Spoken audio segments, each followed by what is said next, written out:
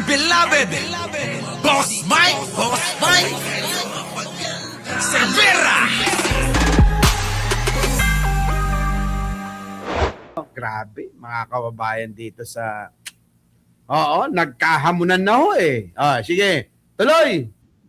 Yarn, hinamon ni Palace Press Officer under Nako mga kababayan, kung dati mga kababayan tayo lang ang nananawagan, ngayon po, si Atty. Claire Castro, nagsalita na. Oo. Kung gusto mo eka ng debate, anytime ako. Diba? Pakinggan muna natin to. confrontation yarn, hinamon ni Palace Press Officer Undersecretary Claire Castro si Vice President Sara Duterte sa isang debate. Binatikos din ito si VP Sara at kinumpara pa sa nagdaang bise. Anytime, basta hamunin niya ako, okay lang sa atin. Up for a debate si Palace Press Officer Claire Castro laban kay Vice President Sara Duterte ayon sa kanyang personal vlog. Kay VP Sara, mukhang ang hindi lalaban dito kay Kanina. kay Lovely. Sa akin Oo pa nga. kaya. Ay! Anytime, basta hamunin niya ako, okay lang sa atin. Walang problema. Nako! Ba? Usap kami. Anong plano mo sa pagiging presidente mo? At tatanungin ko siya, bakit ka laging fake news? Oo nga. Ay! Hindi, yan din ang tanong natin. Bakit kayo laging fake news? Ikaw, si Baste, ito, hayop na to eh. Diba, no?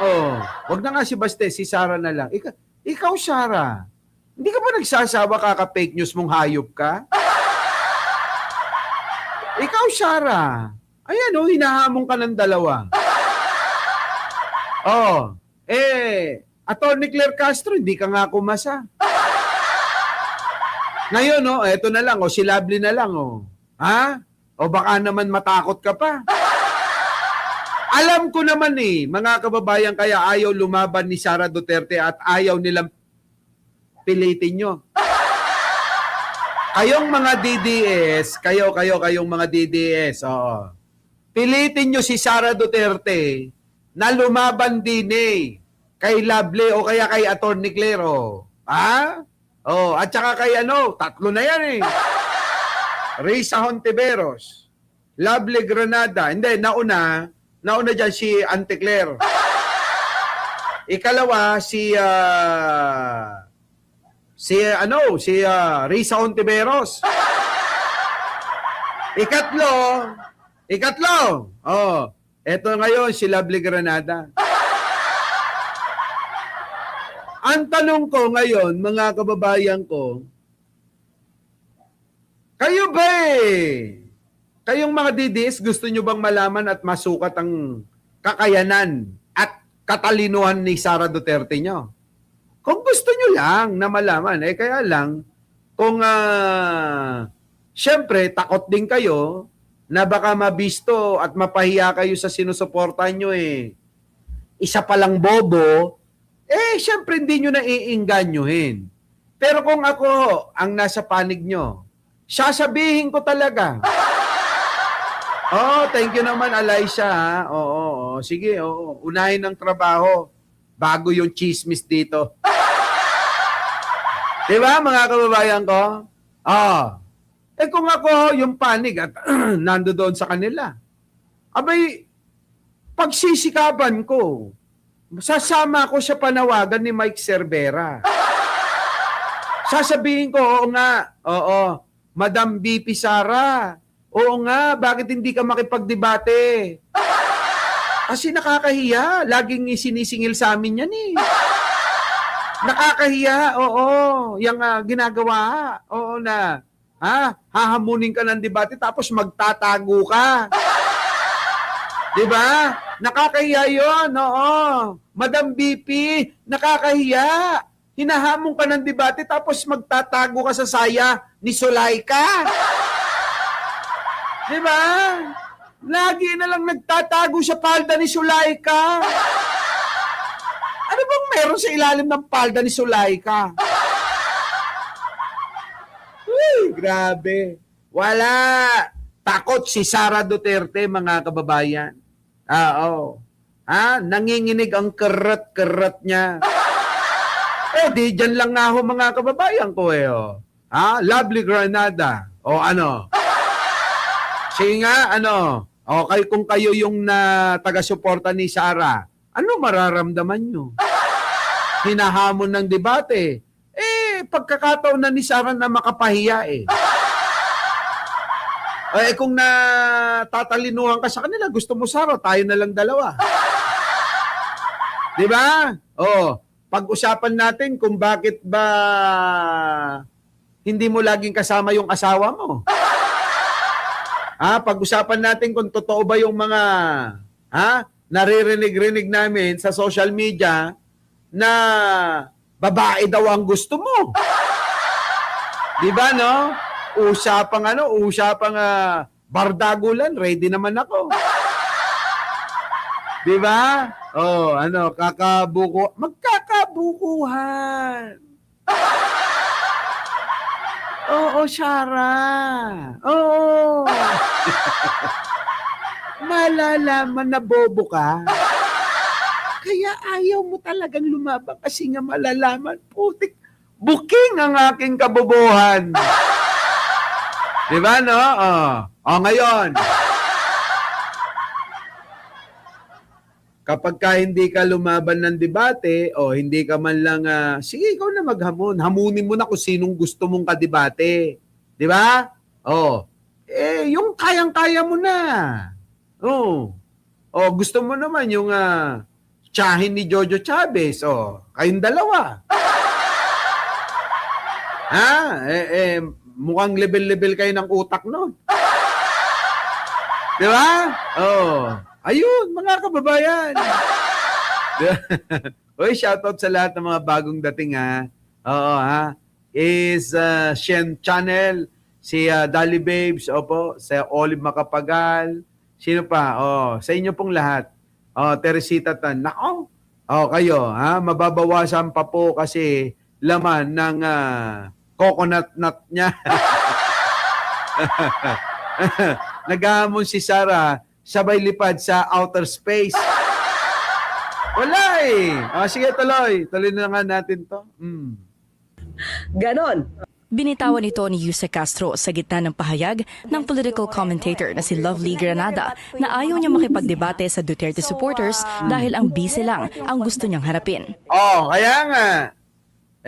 Ano ngayon? Lahat gusto niyo si Sara na nga ang target, Diba? Reyna? Kalibel niya yung vlogger niyang ngongo. Grabe ka, Reyna. Jessa, ano ba yan? Jessan Alvaro Martin. Idel Toto. Si Mima na lang ilaban mo. Ninya Lial. Eto na, mga kababayan ko. Totoo naman tingnan nyo.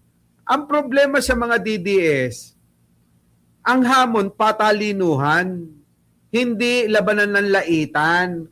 Lait kayo ng lait din Diba? Tingnan nyo naman Ano bang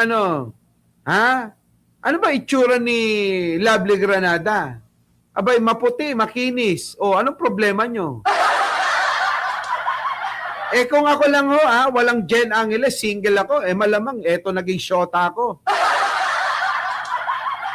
Seryoso ba? Tignan nyo naman mga kababayan, kaysa na, tignan nyo yung mukha ni Sara. Kapag ka eto katabi nyo at saka kaanuhan ninyo, para kayong nakikipag-anuhan sa baklang boksingero. Di ba? Dito naman kay Lovely Granada, Di ba? Iba. May dating.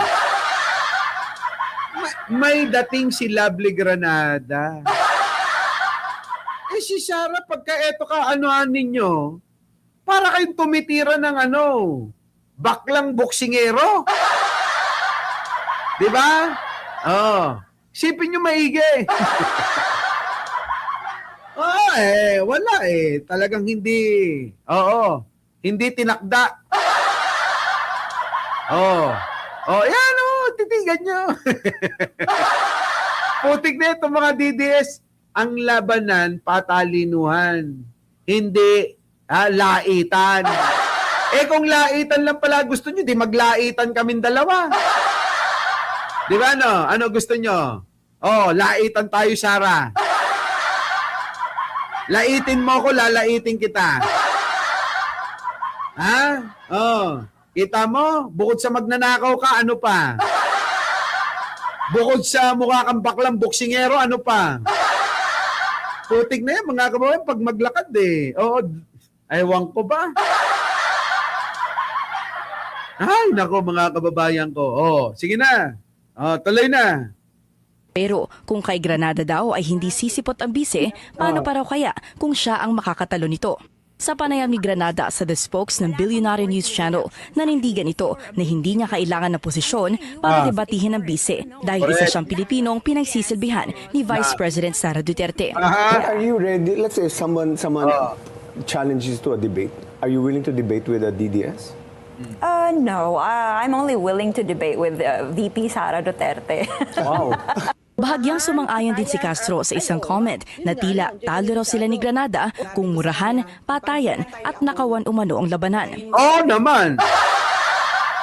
Hindi rin ako mananalo dyan kung patayan, murahan, nakawan, ang labanan. Pero laitan, payag ako. Laitan, papayag ako. Pero kung paramihan ng ninakaw, nakawan, hindi naman sila na lang dalawa ni Martin ang magparamihan. Match sila ni Martin Romualdez na dalawa. Kung nakawan ang pag-uusapan, baka manalo yan na siguro ang panahon na mananalo na si Martin.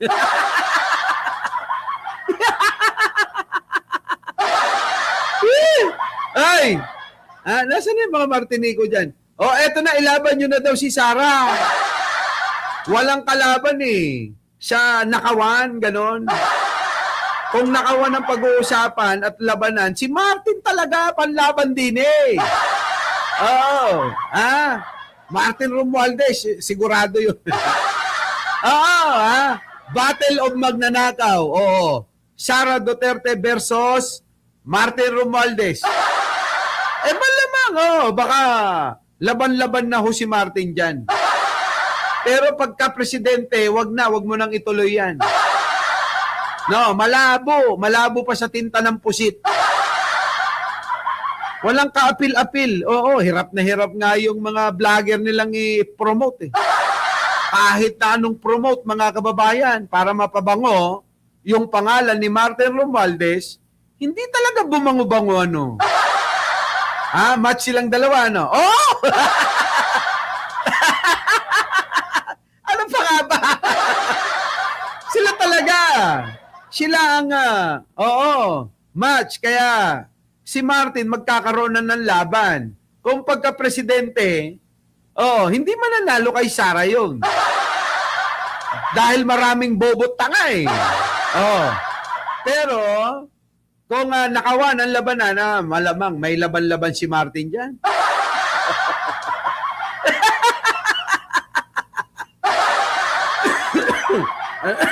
Ano ba yan? Ito na. Suko ako doon. Pagkamurahan. Suko rin tayo, hindi tayo lalaban. Murahan Hindi tayo pwede dyan. Ayaw din ni Auntie Claire yan. Ayaw ni Yusek. Pagmurahan na. Mukhang wala ring laban si Lovely sa murahan. Hindi wala talagang mananalo kay Sara. Murahan na yan. Bigay na natin sa kanya. Diba? Magnanakaw nga Edi yun. Bigay na natin kay Sara yun. Ikaw na panalo dyan sa murahan.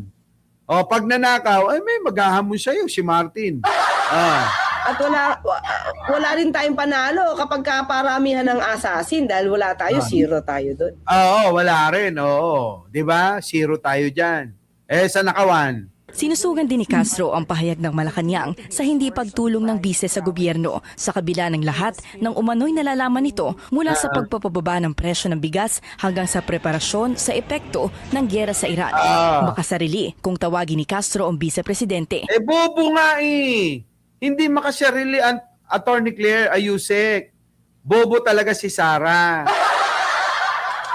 Bobo, tanga, mangmang ito eh. Biruin nyo, naging, pang vice presidente dapat ang utak. Pero yung utak niya, daig pa elementary. Tatalunin pa ng presidente sa classroom ito eh. Nung mga grade 2, grade 3. Tatalunin to, sigurado, mga kababayan. Sige tuloy. At naikumpara pa kay Naga City Mayor and former Vice President Leni Robredo. Naku, yari ka, Sara. Kinumpara ka tuloy, Kung bakit sasabi ko selfish, unang-una, sabi niya marami siyang alam, di ba? Kahit galit ka sa Pangulo, magtrabaho ka pa rin. Kahit kaaway mo ang Pangulo, bakit si VP Leni at that time? Kahit inaaway siya ni Pangulong Duterte, nagtatrabaho siya. Tama. Sa ibang programa. Tama. Diba? Kahit ang liit ng budget niya, wala pa siyang confidential funds noon. Hindi raw papansinin ng kampo ng bise ang pahayag ni Castro. Bukod sa bise, hinaman din ng Palace Press Officer si Navotas City Representative Uy, Nabig! Eto na, eto na si Bangkay, Sakto sa comment mo si Bangkay, Sabi ni Nabik dito, pagbigyan natin si Nabik, kayo talaga, Diba? Mike, hiwalay na yata sila ng asawa niya. Nino? Sino yun, Eto na, sabi ni Nabik, no match si Martin dyan, lumalamon ng Mary Grace Piatos. At konti, Shinda, si Martin na naman lumalamon ng insertion. Lamon na lamon niya lahat yung insertion, tapos tsaka meron pang mga tara-tara. Alam mo ba yung tara-tara? Oo, nakaw! At Kompi Sinday, si Martin talagang malinis, walang bahay. Tatawa ako. Pag tinatawag yung malinis si Martin, antindi. Sige na, Nabik. Ito naman si Ay Malay ko, buhay na bangkay. Ito na. Ito na mga kababayan, si Dracula. Pakinggan natin. Hindi raw papansinin ng kampo ng bise ang pahayag ni Castro. Bukod sa bise, hinamon din ng Palace Press Officer si Navotas City Representative Toby Tiangco kaugnay ng umano'y katakatakang pahayag nito na papanagutin ng bise ang mga kurakot kapag nanuklok ito sa pwesto. Nako! Eto naman si Dracula ng bangkay, Sino ang pananagutin? Hindi. Ikaw naman panagutin mo muna si Sara. Kaya hindi tayo magkasundong dalawa eh. Di ba, Di ba, Nabi ka, Kaya hindi kami magkasundo na itong hayop na bangkay na to eh. Paano tayo magkakasundo niya? Kinakampihan mo si Sara, alam mo namang maraming ninakaw din yan. Galit na galit ka kay Martin. Eto yung totoong galit eh. Galit na galit ka kay Martin. Sabi mo, magnanakaw si Martin. Kumakampi ka rin siya magnanakaw. Anong pagkakaiba nun? Di, sasabihin ni Nabik, double standard ka. Di ba? Oo, double standard to si Dracula. Mukhang kung saan lang may masip-sip ito doon lang lagi Di ba? Galit! Ewan ko, mga kababayan ko. Kung sinabi niya na dapat managot lahat ang mga magnanakaw sa bansang ito, eto rin umamin kasi si Toby Tiangco, umamin na nakatanggap din ng pera galing kay Martin Pero totoo, sabi ng mga kaibigan ko, talaga namimigay daw ng pera si Martin. Sabi ko naman, hindi ko alam kasi isang paper bag pa lang yung natatanggap ko. Tao ka mo!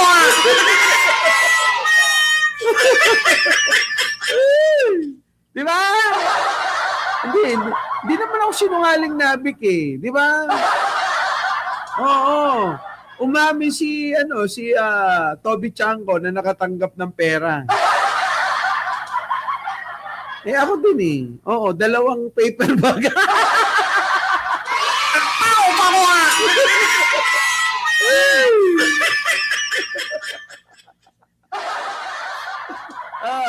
Eto na. Yan, mga kababayan. Ewan ko ba rito, nakakainis? Okay na sana eh. Paper bag na kulay brown. Oh! Ba't alam mo yon ha? Eto na. Isa ngayon, hindi 2 yun. Akala ko ano lang yung una. Tapos, nung pangalawa na eh, abay, iba na to. Meron na tong ipapagawa. Alam nyo naman ako, ayoko nang kinokontrol ako. Sige na. So hanggang walang ginagawa si Vice Presidente doon sa ghost projects ng kanyang ama, hindi tayo maniniwala kay Congressman Toby Tiangco. Siya ay isang mapanlinlang. Correct. Ako naniniwala dyan. Ikaw, Toby, mapanlinlang ka rin eh. Hindi Pepe. Ano ka ba? Paper brown. Patunayan niya yan. Toby Tiangco, patunayan mo yan. Hindi raw kasi kailangan maging presidente Ano yung patutunayan, Attorney Claire? Ano yung patutunayan? Sige nga, ano? ni Castro. Bukod sa bise, hinamon din ng Palace Press Officer si Navotas City Representative Toby Tiangco kaugnay ng umano'y katakatakang pahayag nito na papanagutin ng bise ang mga kurakot kapag nanuklok ito sa pwesto. Ayan na, BMB Lucy. Hindi ko talaga makakasundo tong bangkay na to. Biruin ninyo galit ka kay Martin, kakampi ka kay Sara, malabo yan. Men, manggagamit ka talaga. Ayan mga Martinico, baka akala nyo maka-Toby ako. No way. Tignan nyo. Kung yan hindi kakampi kay Sara at magiging independyente na lumalaban talaga, baka maniwala pa ako. Pero habang ikaw, nag-i-expose ng ibang tao, tapos, kinakampihan mo yung parehas din naman na magnanakaw na ini-expose mo, anong pagkakaiba ron? Walang pagkakaiba yun. Bakit ngayon lang yung Toby Tiangco na yan nag-iingay? Kasi Teresita Tan, hindi naging speaker. Inggit na inggit yan baka naiinggit siya kasi maraming nananakaw yung mga speaker. Kaya kailangan maupo din siya para lagpasan niya yung ninakaw nung nakaraang speaker. Ngayon, ang tanong, mga kababayan ko, paano natin ito paniniwalaan na pananagutin daw ni Sara? Paano mapapanagot? Lahat nga yan, sigurado tayo na kapag ka naupo si Sara Duterte, itong mga sangkot, katulad ni netong mag-asawa na Diskaya, malamang yan, laya yan. Katulad nila Bong Revilla, malamang yan, laya yan. Ipapardon lang ni ni Sara Duterte. Pag napardon, laya na. Ngayon mga kababayan ko, sino pa? Sila Chis Escudero, yan sila Joel Villanueva. Di ba inabsuelto rin yan ng panahon ni Digong, ng tatay niya, na dapat mga kababayan hindi na nakaupong senador yan. Si Joel Villanueva ano nangyari? Inabsuelto ng pasikreto ni Martires si Villanueva sa utos ni Duterte. Di ba mga kababayan ko? Sige, tuloy. Sabi rito, after 2028 election, pag si BP Sara ang nanalo, huwag kayong huminto sa pagbanat, ha? Bakit naman kami hinto? Ayan ang problema sa inyong mga DDS, mga bobot tanga talaga kayo, anong problema ninyo? Bakit ganyan? Para bang nananakot lang kayo, gano'n? Yan lang ba yung kaya nyong gawin? Manakot? Wala na kayong pagkakaiba. Dapat siguro kayo, yung mga pamilyang Duterte at pamilya nyo, pag-asa-asawahin nyo na. Iisa ho yung inyong mga utak eh. Para nang sa ganun, umikot-ikot lang sa inyo yung, yung pamilya nyo. Huwag na kayong manlahi ng iba. Oo, yung utak nyo, utak mga Duterte. Oo, huwag nyo nang paikutin, huwag na kayong lumahi ng iba. Lahi lang ni Duterte kayo mag-ikot-ikot. Oo, pag nanganak ka, nanganak yung, yun, kahit na kayo, kahit kayo magkakamag-anak, mag-asawahan na kayo. Para hindi na, kaya sana, no? Pwedeng ipanalangin na mabaog na kayo. Visit! Oo! Tingnan nyo yung mga banat. Kapag kayo, nanalo na si BP Sara, humanda kayo. Magtago ka na. May ituloy mo sana yung ginagawa mong pambatikos. Bakit ako hihinto? Dahil mamamatay tao si Sara Duterte? Di pinatutuhanan ninyong mamamatay tao. Diba, no? Yan diyan kayo magaling. Ang bobobo nyo kasi, sa totoo lang, bobo, tanga, mga mangmang. Eto na, tuloy.